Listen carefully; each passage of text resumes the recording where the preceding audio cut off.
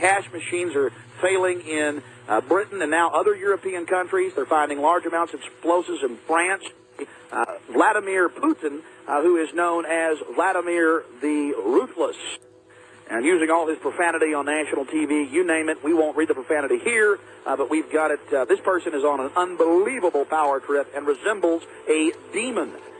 He is a creature of the IMF and the World Bank and international communism. He is a former KGB head, and this information is vital, ladies and gentlemen. We are seeing the New World Order really come out in full force. More wars than have been in the last 50 years are going on right now.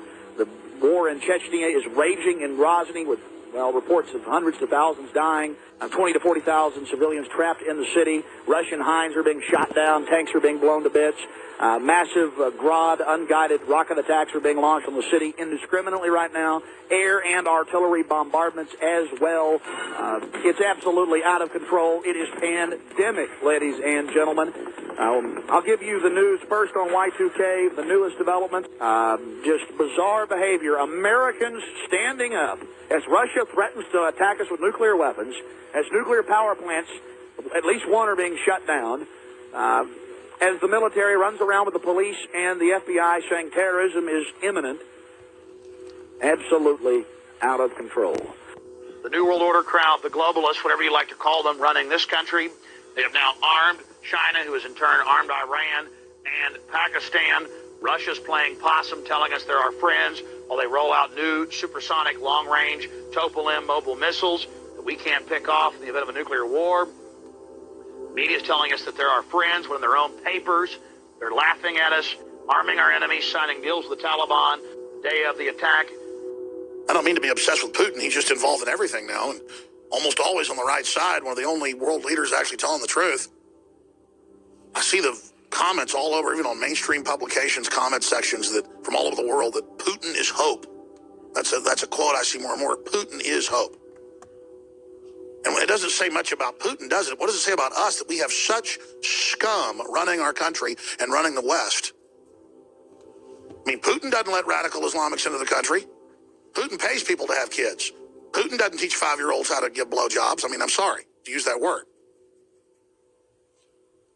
Putin's cut people's taxes. Vladimir Putin, who is known as Vladimir the Ruthless. Putin's promoting Christianity. This person is on an unbelievable power trip and resembles a demon. Putin's fighting Al-Qaeda.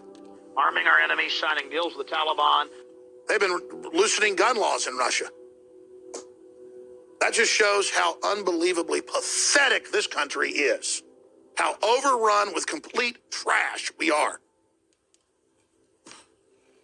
So that's all coming up.